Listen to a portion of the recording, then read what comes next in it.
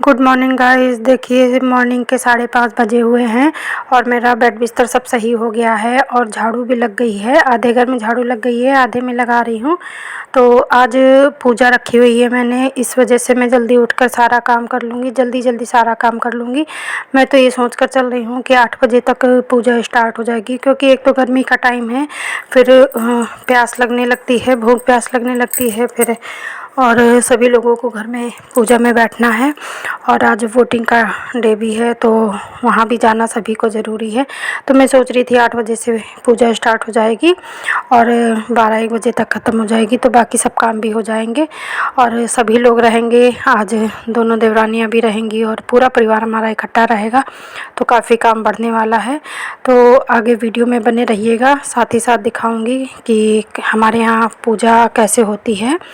तो क्योंकि मेरे बहुत से दोस्त साउथ से जुड़े हैं, कुछ पंजाब से, कुछ हरियाणा से, कुछ बिहार से, तो सभी लोगों के यहाँ अलग अलग तरीके से होती हैं। बेस तो हम सभी का एक ही रहता है, ईश्वर भी सभी के एक रहते हैं, पर थोड़ा सा पूजा पाठ के ढंग बदल जाते हैं।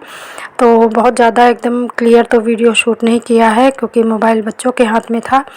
तो फिर भी जितना हो सकेगा उतना मैं आप लोगों के साथ दिखाने की कोशिश करूँगी।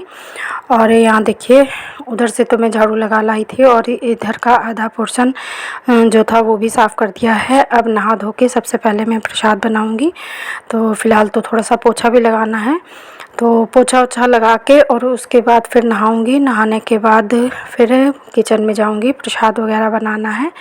और नीचे वाले पोर्शन में देवरानी अपना सब साफ़ सफाई कर रही है, क्योंकि काम वाली तो फिर लेट आएगी, तो इस वजह से जितना भी हो सकेगा, जो भी काम है वो हम दोनों लोग मिल के ही करेंगे।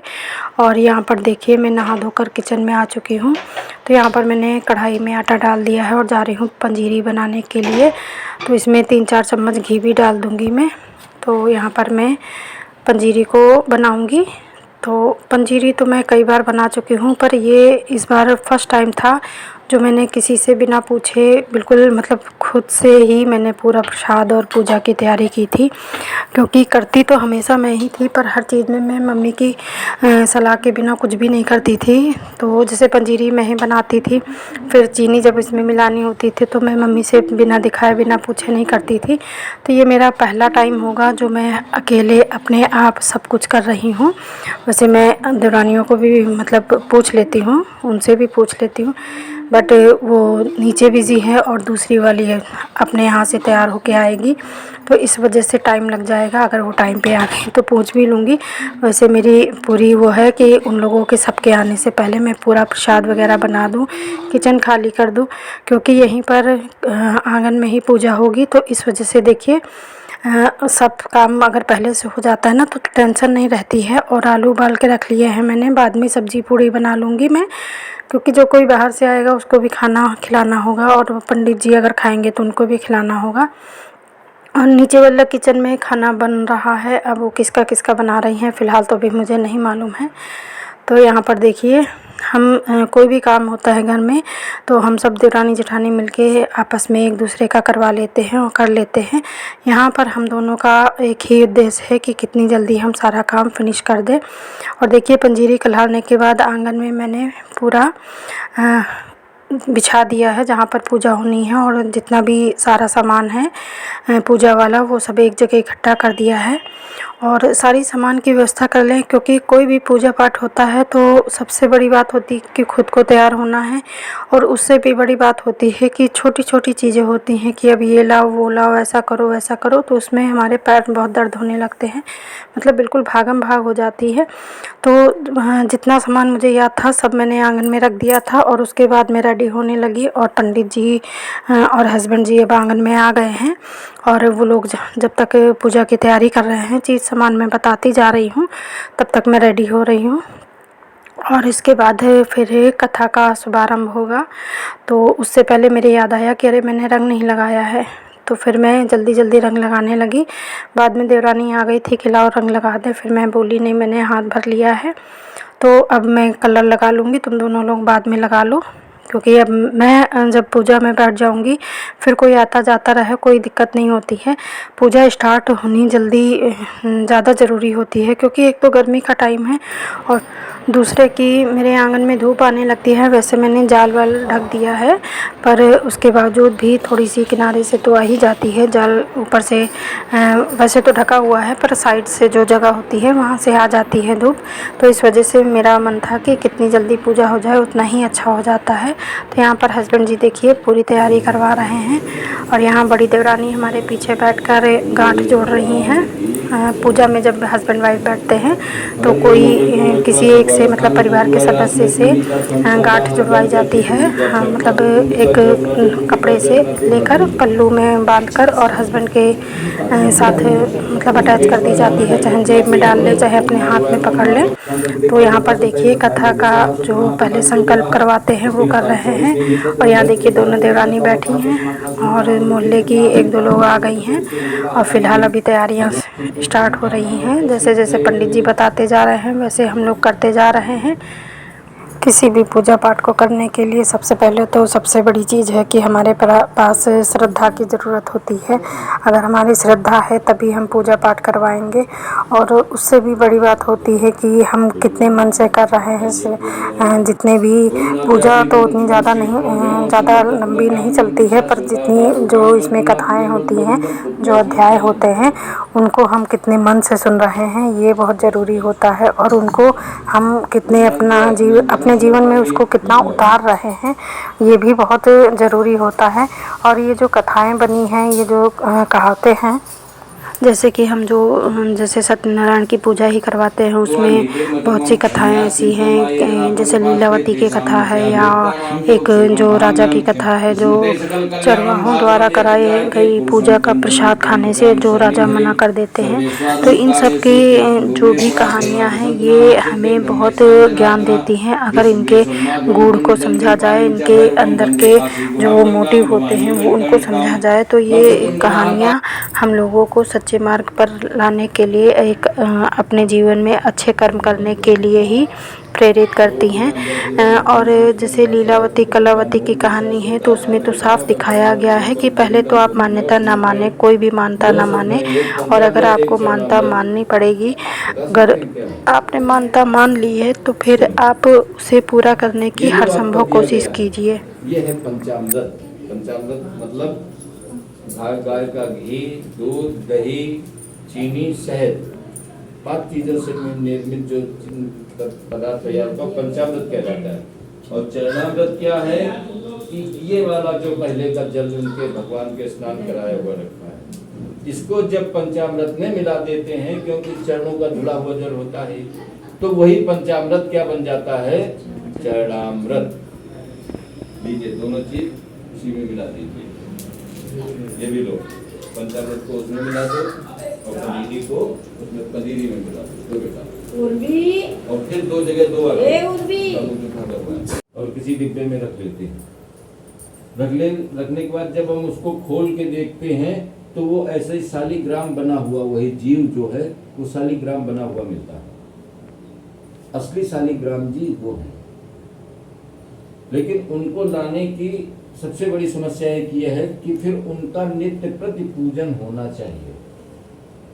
जो भी उनको वहां से लाता है उसकी ये जिम्मेदारी बन जाती है कि नित्य प्रति उनका पूजन होना। बाय द वे हमको कहीं जाना हुआ, शादी संबंध में, गृहस्थ में बहुत सारे काम ऐसे आ जाते हैं, तो अगर हम कहीं वहां जा रहे हैं तो हमको किसी न किसी को नियुक्त करके उनके लिए जाना पड़ेगा, चाहे पड़ोसी हो, चाहे रिश्तेदार हो, चाहे कोई भी, भैया मेरे शालिग्राम जी को स्नान ध्यान करवा देना, उनका भोग लगा देना। अगर ये ऐसा नहीं हो रहा तो फिर बहुत बड़ा दोष उसमें लगता है।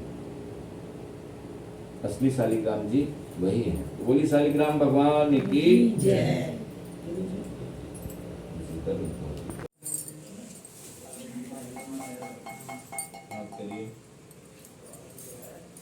इसी में कुछ पैसा रख लीजिए, और ये आपको हर अध्याय में करना है। 5 अध्याय में एक फूल ले लेना है।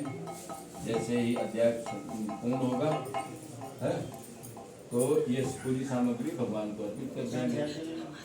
5 अध्याय।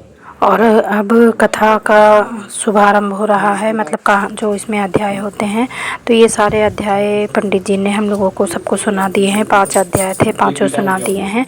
और उसके बाद बारी आई है हवन की। तो यहाँ पर देखिए हवन की तैयारी हो रही है।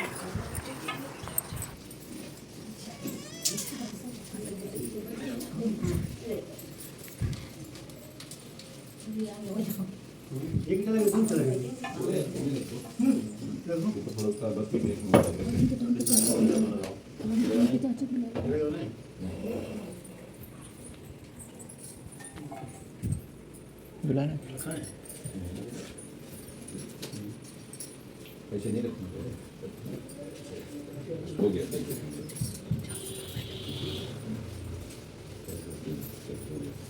ये लिखो जब रखिए हरि ओम अपैत्रोपैत्वा सर्वावस्थांग तो पियास्ने पुंडी काच्छम शाब्दांतराश्री पुंडी काच्छपना तो पुंडी काच्छपना तो पुंडी काच्छपना तो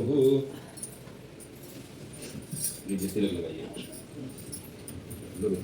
ओम आदित्य सूर्य विश्वदेवा मुद्रातनति प्रचंतु धर्म कामार्थ सिद्धे अचरा सुते कुंकुमाता भोक्ता में निवेदिता भक्त्या ग्रहण परमेश्वरी ले लो इसमें यहाँ छुआ के नीचे रख दो ओम पुंगमाला दिन सुगंध मालिते दिन द्वय पुंगमेतान पुष्पाण ग्रहण समर्पयामि ये इसी में तो साइड में छोड़ देना ओम सत्यागत सत्य मधुरम सात्विकम समाहित नैवेद्य प्रद्गयिताम समर्पयामि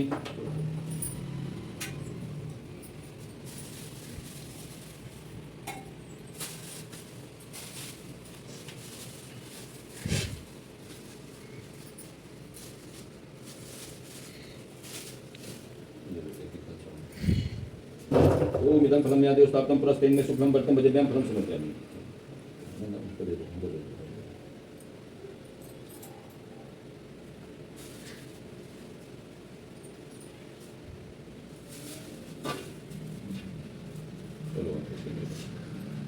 ओम पुंगिफलं नागवल्ली दले रुक्तमिला चूर्ण संयुक्तं तामूल प्रद्गयितां समर्पयामि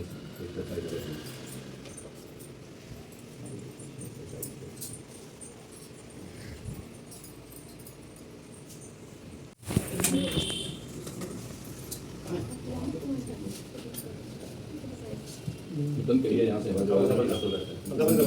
किचन की साइड से नहीं लग जाएगा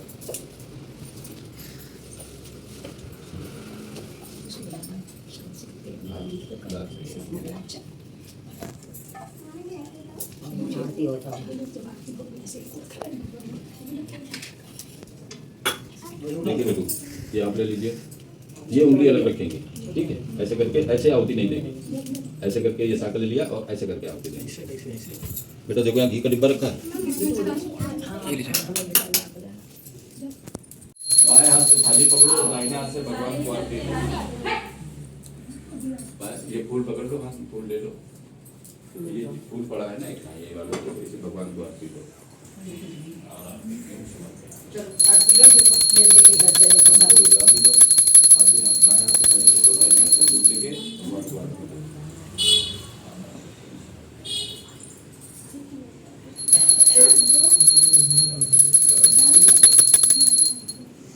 पहली आरती आप लोग कुछ डालिए इसमें आरती में डाल के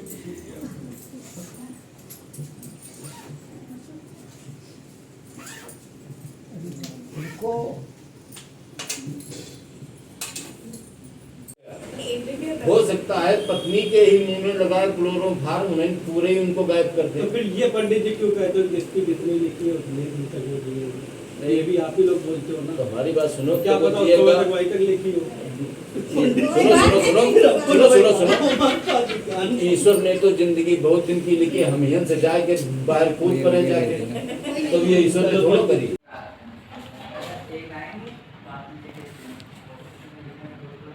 पूजा करने से पहले जितनी मेहनत होती है सब चीज़ लगाने की, पूजा करने के बाद भी उतनी ही मेहनत करनी पड़ती है चीज़ सामान हटाने के लिए।